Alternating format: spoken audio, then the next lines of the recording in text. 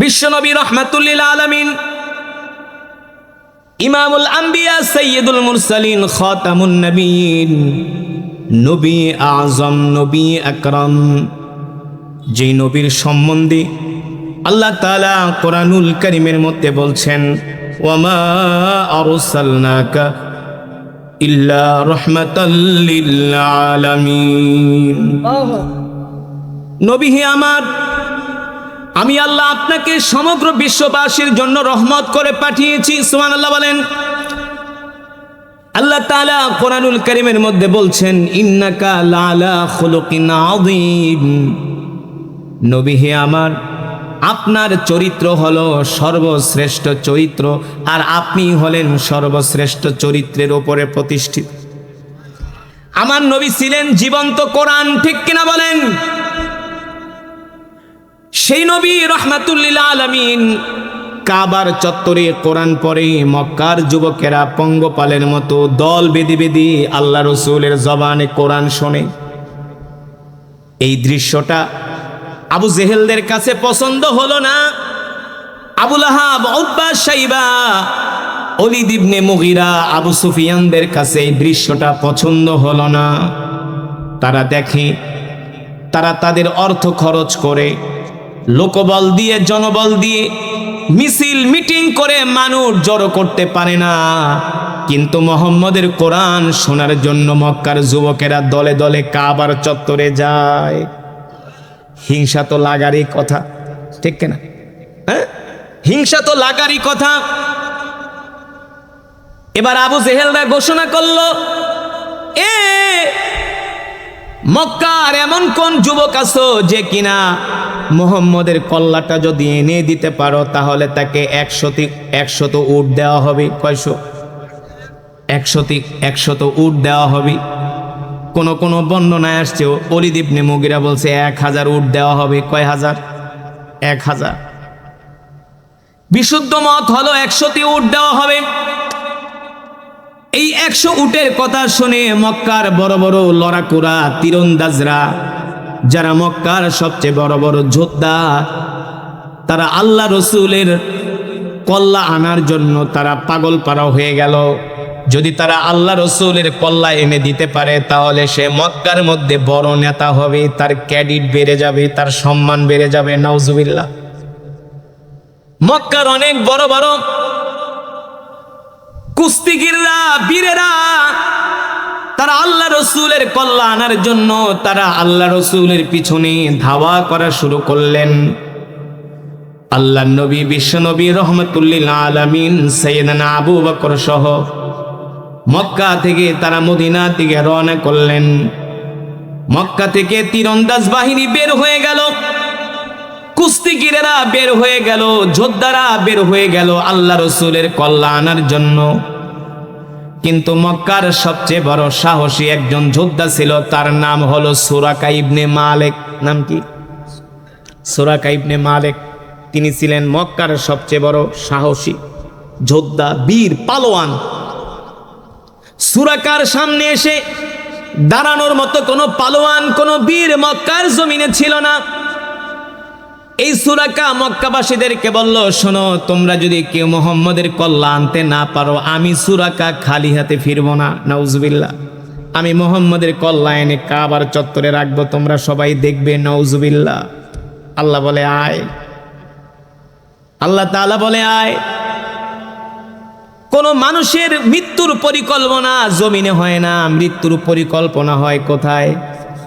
আসমানে। কোথায়? ঠিক কিনা বলেন? আল্লাহ বলে আয়। আর আমার রবের পরিকল্পনাই হলো উত্তম পরিকল্পনা। আপনি একটা মানুষের ক্ষতি করার জন্য চেষ্টা করছেন, আপনি তার একটা পশমও ছিঁড়তে পারবেন না যদি রব তার পক্ষে থাকে। ঠিক কিনা? আমার রব যদি আপনার পক্ষে, আমার পক্ষে থাকেন, পৃথিবীর কোনো পরাশক্তি আমাদের একটা পশমও ছিঁড়তে পারবে না। আর রব যদি পক্ষে না থাকেন, পৃথিবীর কোনো শক্তি বাঁচাতে, এটার নাম হলো ঈমান। এটার নাম কি? ঈমান। এই কারণে যুবকেরা, মা বোনেরা, বাবারা সব সময় এই দৃঢ় বিশ্বাস এই দিলের মধ্যে রাখবেন যে আমি একজনের গোলাম, আমার রব যদি আমার পক্ষে থাকে পৃথিবীর কেউ আমার কোনো ক্ষতি করতে পারবে না। ঠিক কিনা বলেন? হাসবুনাল্লাহু ওয়া নি'মাল ওয়াকিল, নি'মাল মাওলা ওয়া নি'মান নাসির। আমার রব যদি আমার পক্ষে থাকে, আমার রবই আমার জন্য যথেষ্ট। আল্লাহু আকবার। আল্লাহর নবী পৃথিবীর কোন মানুষের উপরে ভরসা করেন নাই, ভরসা করেছেন কার উপরে? জোরে বলেন। সুরাকা ইবনে মালিক লোহার তরবারি নিয়া, তীর নিয়া, ঘোড়া নিয়া আল্লাহ রসুলের পিছনে আল্লাহ রসুলকে ধাওয়া করছেন। আল্লাহ রসুলকে ধাওয়া করছেন। ধাওয়া করতে করতে একেবারে আল্লাহ রসুলের কাছে চলে গিয়েছেন। মাত্র এক হাত বাকি আছে। কয় হাত? সাথে সাইয়েদনা আবু বকর ভয়ে থরথর করে কাঁপতেছে। সাইয়েদনা আবু বকরের ঘাম বের হয়ে গেছে, এক হাত বাকি আছে। আর সুরাকা ইবনে মালিক যে কত বড় জিদি মানুষ, কত বড় বদমেজাজি মানুষ, এটা সাইয়েদনা আবু বকর জানে। তিনি ভেবেছিলেন সুরাকা ইবনে মালিক তো আমাদেরকে ধরে ফেলছে, আমরা শেষ। দেখেন আমার রসুলের ঈমান, আমার রসুলের আল্লাহ তাআলার প্রতি কেমন ভরসা, কেমন বিশ্বাস। তাকিয়ে দেখছেন সাইয়েদনা আবু বকরের ঘাম বের হয়ে গেছে, অস্থির হয়ে গেছেন। আল্লাহ রসুল ডাক দিয়া বললেন, আবু বকর আপনি ভয় পাবেন না, ভয় পাবেন না। সুরাকা ইবনে মালিক আমাদেরকে ধরতে পারবে না, আমাদেরকে ধরার মতো শক্তি সুরাকা ইবনে মালিকের নাই। কারণ আমরা পৃথিবীর কোনো মানুষের গোলামি করি না, আমরা গোলামি করি কার? আমরা আল্লাহর গোলামি করি। আপনি শান্ত হন, আপনি মনোবল হারাবেন না। সুরাকা ইবনে মালিক আমাদেরকে ধরতে পারবে না। কিন্তু সুরাকা ইবনে মালিক খুশিতে আত্মহারা, বলে 100 উট তো পাইয়াই গেছি, মোহাম্মদকে ধইরা ফেলাইছি। আল্লাহ বলে পারবি না, পারবি না, ধইরা ফেলাইছস, কিন্তু আমি আল্লাহ চাইলে হাত থেকে পিছলে যাবে, ঠিক ধইরা রাখার ক্ষমতা নাই। ঠিক কিনা বলে? সুরাকা ইবনে মালিক যখন আল্লাহ রসুলের উপরে তরবারি দিয়ে আক্রমণ করবে, আল্লাহর নবী আসমানের দিকে হাত উঠায় বললেন, আল্লাহ আপনি ছাড়া আমাদেরকে সাহায্য করার কেউ নাই, আপনি ছাড়া আমাদের আর কোনো উপায় নাই। ঠিক কিনা বলেন? সুরাকা ইবনে মালিক আল্লাহ রসুলকে যখন ধরার জন্য হাত বাড়ালেন, আল্লাহ তাআলার কি ক্ষমতা! সুরাকা ইবনে মালিকের ঘোড়ার 2টা ঠ্যাং মাটির ভিতরে ডেবে গেল। সুবহানাল্লাহ। সুরাকা ইবনে মালিকের ঘোড়ার সামনে 2টা ঠ্যাং কি হলো?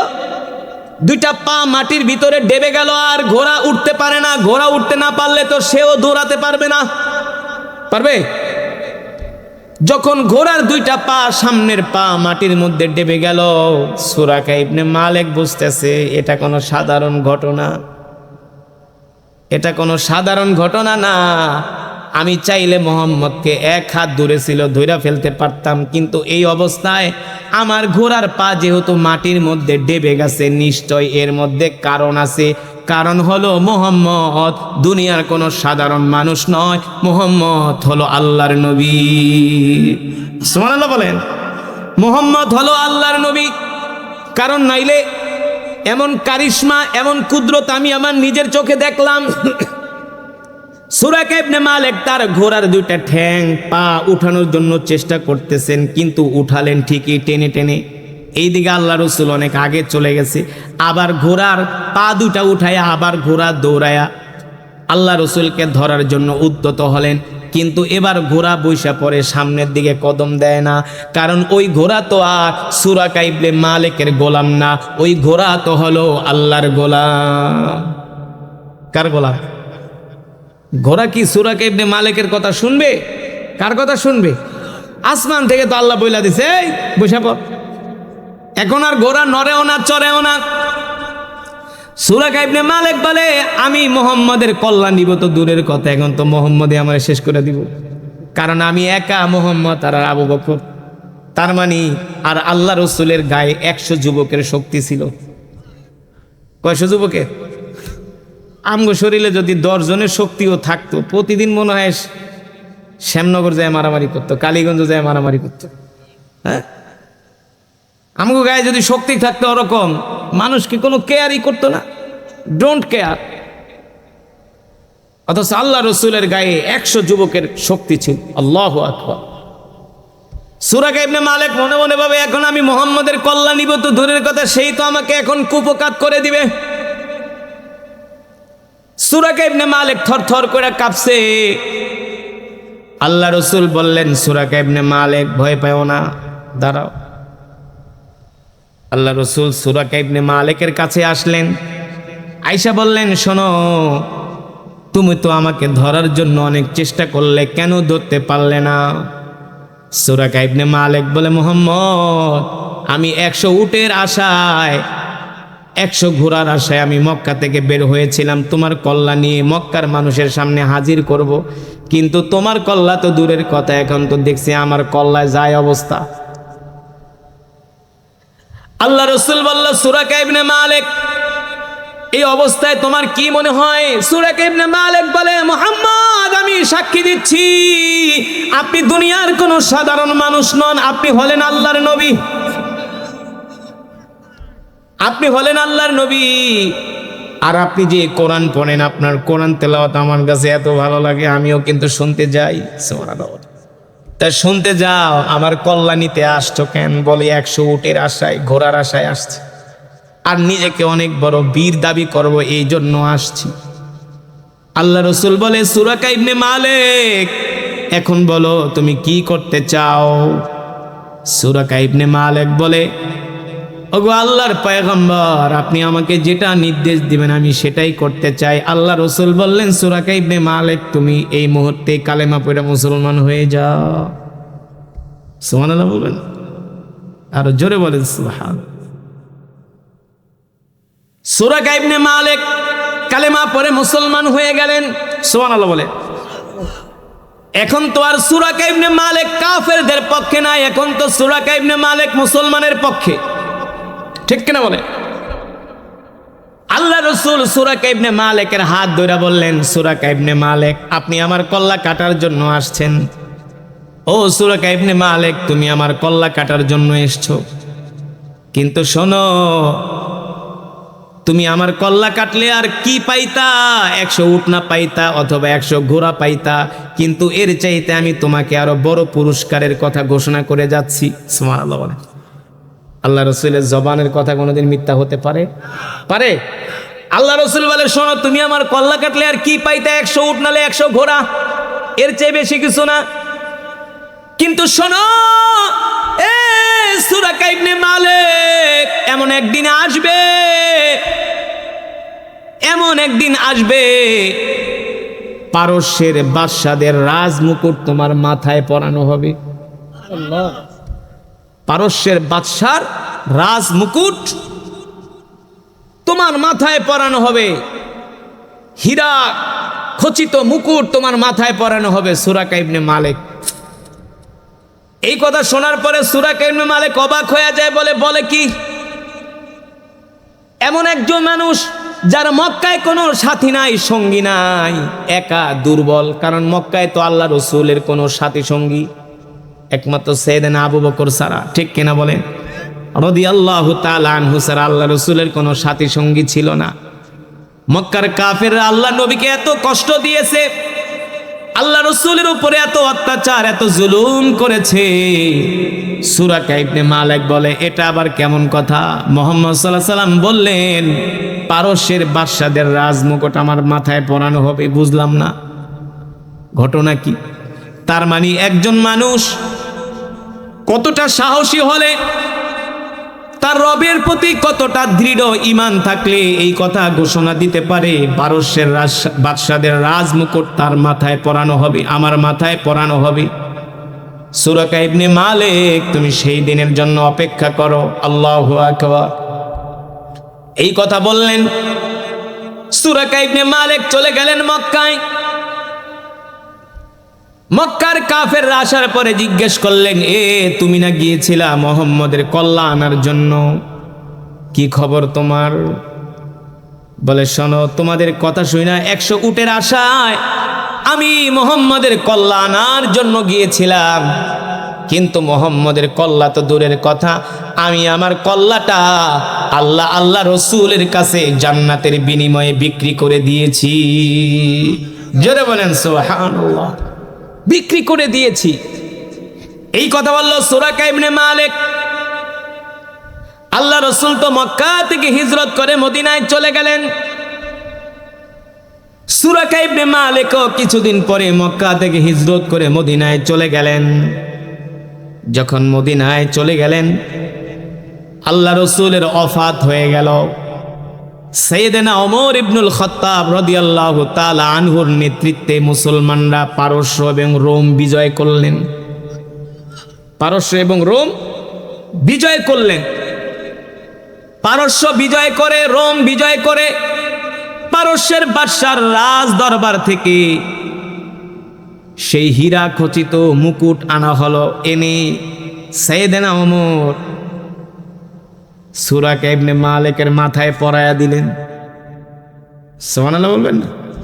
সুরাকা ইবনে মালিকের মাথায় পারস্যের রাজ মুকুট পরায় দিলেন। সুরাকা ইবনে মালিকের চোখ দিয়া ঝরঝর করে পানি পড়ল। কত আগের কথা। সাহাবীরা জিজ্ঞেস করে, লিমা তাবকিয়া সুরাকা ইবনে মালিক, ও তুমি কান্না করছো কেন? বলে, শোনো, আমি একদিন গিয়েছিলাম আল্লাহ রাসূলের কল্লা কাটার জন্য, কিন্তু সেই দিন আল্লাহ নবীর ব্যবহার দেখে, আচরণ দেখে, আখলাক দেখে, চরিত্র দেখে, ভদ্রতা দেখে, তার মায়া মহব্বত ভালোবাসা দেখে, ইসলামের সৌন্দর্য দেখে আমি সেই দিন কালেমা পড়ে মুসলমান হয়ে গিয়েছিলাম। বিশ্বনবী আমাকে বলেছিলেন, সুরাকা, তুমি আমাকে হত্যা করলে, আমাকে দুনিয়ার জমিন থেকে বিদায় করে দিলে হয়তোবা তুমি আমার কল্লাটা নিতা, কিন্তু শোনো, আজকে আমি তোমাকে এমন একটা সুসংবাদ দিয়ে যাই। এক তো তুমি আমার হাতে হাত রেখে কালেমা পড়ে মুসলমান হওয়ার কারণে ঈমানের দৌলত পেয়েছো, জান্নাত পাবে, জাহান্নাম থেকে মুক্তি পাবে। শুধু এখানেই শেষ নয়, তুমি আমাকে হত্যা করলে 100 উট পেতে কিংবা 100 ঘোড়া পেতে, কিন্তু এমন একটা দিন আসবে ওই পারস্যের বাদশাদের রাজ মুকুট আল্লাহ তোমার মাথায় পরাবি। কিন্তু বিশ্বনবীর সেই ভবিষ্যৎবাণী আজকে সত্য হয়েছে। এই কারণে সেই কথা মনে করে আমার চোখ দিয়া ঝরঝর করে পানি পড়তেছে। আল্লাহু আকবার। মুসলমান, সেই নবীর উম্মত আমরা, সেই রাসূলের উম্মত আমরা। খুশি নাকি বেজা? জোরে বলেন, খুশি নাকি বেজা? আল্লাহ রাব্বুল আলামিন কোরআনুল কারীমের মধ্যে সেই কথাই বলেছেন, লাকাদ কানা লাকুম ফি রাসূলিল্লাহি উসওয়াতুন হাসানাহ। নবী আপনার আদর্শ হলো উত্তম আদর্শ, কিন্তু আমরা সেই নবীর উম্মত। রাসূলের আদর্শ আমাদের মাঝে নাই, রাসূলের চরিত্র আমাদের মাঝে নাই, রাসূলের আখলাক আমাদের মাঝে নাই। আমার নবী 63 বছর জিন্দেগিতে কোনোদিন একটা মিথ্যা কথা বলে নাই। শুধু মিথ্যা কথা তো দূরের কথা, যাকে বলে স্লিপ অফ টাং, আল্লাহ রসুলের মুখ ফসকে কোনোদিন একটা অসার কথা আল্লাহ রসুলের জবান থেকে বের হয় নাই। ঠিক কিনা বলেন? শুধু একটা অসার কথা তো দূরের কথা, আল্লাহ রসুলের 63 বছর জিন্দেগিতে কোনোদিন আল্লাহর নবী মানুষের মনে কষ্ট দেয় নাই। মানুষের মনে কষ্ট দেয় নাই, মানুষের সাথে খারাপ আচরণ করে নাই, মানুষের সম্পদ মেরে খায় নাই, কথায় কথায় মিথ্যা কথা বলে না। আর আমরা মানুষের সাথে খারাপ আচরণ করি। কথা বলে করি কি করি না? মানুষের উপরে জুলুম করি, মানুষের সাথে সুন্দর আচরণ করি না, কথা দিয়া মানুষকে কষ্ট দে, আচরণ দিয়া মানুষকে কষ্ট দে। কথা বলেন, ক্ষমতার দাপট দেখায়। 4-5 জন ছেলে আছে, কথায় কথায় বলে একদম পিটায়া হাড্ডি গুড্ডি ভেঙে দিব। বলে কি বলে না? আমার জায়গা দিয়ে হাঁটবি না। কথা বলে কি বলে না? আমার বাড়ির সামনে দিয়ে হাঁটবি না। যা মন চায় তাই জবান দিয়ে অশ্লীল বাক্য বের করে মানুষের মনে কষ্ট দেয়। অথচ আল্লাহ রসুল কি বলছেন? আয-যুলমু যুলুমাতু ইয়াউমাল কিয়ামাহ। এই দুনিয়ার জমিনে যদি আপনি কোনো মানুষের উপরে জুলুম করেন, এই জুলুম কিয়ামতের দিন অন্ধকার হয়ে দেখা দিবে। আল্লাহ নবী কিন্তু চাইলে পারতেন সুরাকা ইবনে মালিকের কল্লা ফালায় দিতে, পারতেন কি পারতেন না? কিন্তু আল্লাহ রসুল সুরাকা ইবনে মালিকের কল্লা ফালায় নাই, তাকে হত্যা করে নাই। আল্লাহর নবী সুন্দর আচরণ দিয়ে তার সাথে ব্যবহার করেছেন, তার ফলে কি হয়েছে? শত্রু বন্ধুতে পরিণত হয়েছে। ঠিক। এ কারণে আপনি যদি মানুষের সাথে সুন্দর আচরণ করেন, আপনার ঘোর শত্রু আপনার বন্ধুতে পরিণত হতে পারে, পারে কি পারে না? বাবারে, সুন্দর আচরণের এত দাম, সুন্দর ব্যবহারের এত দাম। দেখবেন সমাজে কিছু মানুষ আছে কথায় কথায় মানুষকে গালি দেয়, মানুষকে কষ্ট দেয়, মানুষের উপর অত্যাচার করে। ওই মানুষটা মারা গেলে এলাকার মানুষ বলে হারামজাদায় মরছে, সমাজটা ঠান্ডা হয়েছে। কথা কথা সঠিক নাকি বেঠিক? আর যেই মানুষের আখলাক সুন্দর, ব্যবহার সুন্দর, মানুষের সাথে সুন্দর আচরণ করে, মানুষের সাথে কোমল ভাষায় কথা বলে, মানুষের মনে কষ্ট দেয় না, হাসি দিয়া কথা বলে, মানুষকে সালাম দেয়, ওই মানুষটা মারা গেলে সমাজের ভিতরে কান্নার রোল পড়ে যায়। হায় রে, আমাদের সমাজ থেকে একজন ভালো মানুষের বিদায় হয়েছে, ঠিক কিনা বলেন? এই কারণে কবি বলে, এমন জীবন তুমি করিবে গঠন, মরিলে হাসিবে তুমি, কাঁদিবে ভুবন, ঠিক কিনা বলে? আল্লাহ রসুল বলছে, যদি কোনো মানুষকে কষ্ট দেয়, সে আমার উম্মত, উম্মত না, উম্মত না। আল্লাহ রসুল বলছেন, আপনি যতই নামাজ পড়েন, যত ইবাদত করেন, মানুষের মনে যদি আপনি কষ্ট দেন, আপনার কোনো ইবাদত আল্লাহর দরবারে কবুল হবে না। এ কারণে সুন্দর ব্যবহারের এত দাম। আজকের আমার মাহফিলের বয়ানের টপিক হলো এটা, বিষয় হলো এটা। আপনি যদি দুনিয়া থেকে জান্নাতের সার্টিফিকেট পেতে চান, আপনাকে কোমল হৃদয়ের, কোমল ব্যবহারের অধিকারী হতে হবে, নরম ভাষায় মানুষের সাথে কথা বলতে হবে, মানুষকে গালাগালি করা যাবে না, মানুষের মনে কষ্ট দেওয়া যাবে না। আফসুস সালাম, এক মুসলমান আর এক মুসলমানকে সালাম দিতে হবে। কি সালাম? সালাম দিতে হবে। আপনাদের এই সাতক্ষীরা জেলায় আমি এক জায়গায় ওয়াজে গিয়েছিলাম। 46 বছর ধরে চেয়ারম্যানই করে। কত বছর? বাপে ছিল চেয়ারম্যান, এখনো ছেলেও চেয়ারম্যান, দাদাও চেয়ারম্যান, 14 গোষ্ঠীর চেয়ারম্যান। আমি কই, এটা আবার কিভাবে সম্ভব? হুজুর, একবার টাকা পয়সা কম থাকতে পারে, কিন্তু ব্যবহার ভালো। কি মিয়া, আপনি সুন্দর ব্যবহার দিয়া মানুষের হৃদয় রাজ্য জয় করতে পারবেন। সুন্দর একটা হাসি, সুন্দর একটা সালাম, সুন্দর একটা কথা বইলা আপনি একটা মানুষকে যতটা খুশি করতে পারবেন, 1000 টাকার নোট দিলেও খুশি হবেন, ঠিক কিনা? সুন্দর ব্যবহারের এত ক্ষমতা, এত পাওয়ার, এত পাওয়ার সুন্দর ব্যবহারে। এ কারণে আজকের মাহফিল থেকে ওয়াদা করব, জীবনে কোনোদিন মানুষের মনে কষ্ট দিব না। রাজি আছেন? আমাকে যদি কেউ কষ্ট দেয়, আমি তাকে কষ্ট দিব না। মান আহাব্বা লিল্লাহ, আমি কোনো মানুষকে ভালোবাসবো কার জন্য? জোরে বলেন, আল্লাহর জন্য, নিজের ব্যক্তির জন্য নয়। কেউ আমার দল করলো, আমি তাকে ভালোবাসবো, আমার দল করলো না, আমি তাকে ভালোবাসবো না। এটা মুসলমানের পরিচয়? কেউ আপনার কথা শুনলো, আপনি তাকে ভালোবাসবেন, আপনার মতের বিরুদ্ধে গেলে আপনি তাকে ভালোবাসবেন না, এটা হতে পারে না। যার মুমিন, যে মুসলমান, তার প্রত্যেকটা কাজ, প্রত্যেকটা কর্ম হবে আল্লাহর সন্তুষ্টির জন্য, ঠিক কিনা বলেন? কেউ যদি ইসলামের পক্ষে থাকে, আমরা তাকে বুকে জড়িয়ে নিই, কিন্তু ইসলামের বিরোধিতা করলে তার সাথে কোনো সম্পর্ক। রাসূলের হাদিস, আমি বলছি না। মান আহাব্বা লিল্লাহ ওয়া আবগাদা লিল্লাহ, আমরা কারোর উপরে রাগ করব তো আল্লাহর জন্য, ঠিক কিনা বলেন? আল্লাহ রাসূল কি বলছেন? তুমি যদি কোনো মানুষকে আল্লাহর জন্য ভালোবাসো, কোনো মানুষের উপরে যদি আল্লাহর জন্য রাগ করো, ফাকাদ ইস্তিকমালাল ঈমান, তাহলে তোমার ঈমান পরিপূর্ণ হয়ে গেল। তাহলে আজকের মাহফিল থেকে আমরা ওয়াদা করব, জীবনে যতদিন বাঁচব কোনো মানুষের সাথে আমরা খারাপ আচরণ করব না। রাজি আছেন? এই ব্যবহার, এই আচরণটা আপনি আপনার নিজের ভিতরে ফিট করেন যে আমি কোনো মানুষের সাথে ঝগড়া করব না, ঝগড়া করব না। আপনার সমাজের মানুষের সাথে যদি আপনি এমন আচরণ করেন যে আমাকে কষ্ট দিল আমি কষ্ট দিব না, আমাকে গালি দিল আমি গালি দিব না,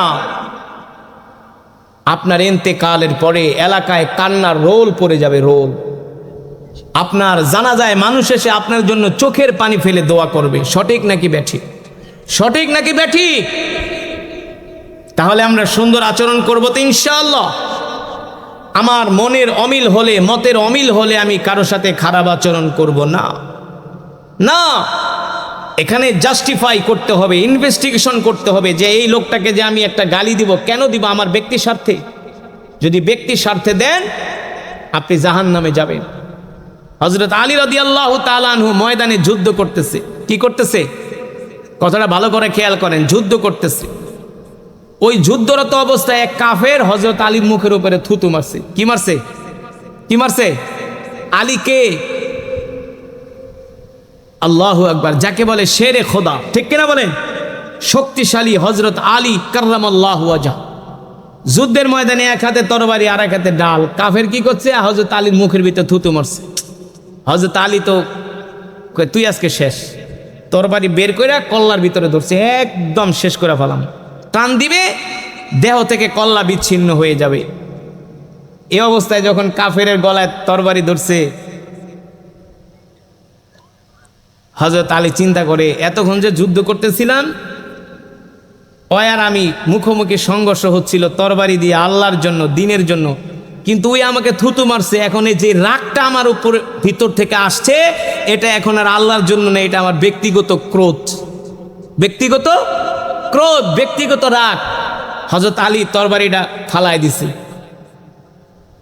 কাফের বলে, আলী তরবারি ফালায় দিলা, আমার কল্লা কাটবা না? বলে, না, এতক্ষণ তোমার সাথে যুদ্ধ করছিলাম আল্লাহর জন্য, আল্লাহকে সন্তুষ্টির জন্য, ইসলামের জন্য, কিন্তু তোমার মুখে থুতু মারা, তুমি আমার মুখে থুতু মেরেছো। এখন আমার কোর্ট চলে আসছে ব্যক্তিগত। সুতরাং যুদ্ধের ময়দানে ব্যক্তিগত প্রতিশোধ নিতে আমি আসি, আমি এসেছি আল্লাহর জন্য। তিনি ক্ষমা করে দিলেন হযরত আলী। ওই কাফের ও কালেমা পড়ে মুসলমান। ইসলাম কত সুন্দর, ঠিক কিনা বলেন? ইসলাম পৃথিবীর সবচেয়ে সুন্দর ধর্ম, লেটেস্ট ধর্ম, ঠিক কিনা?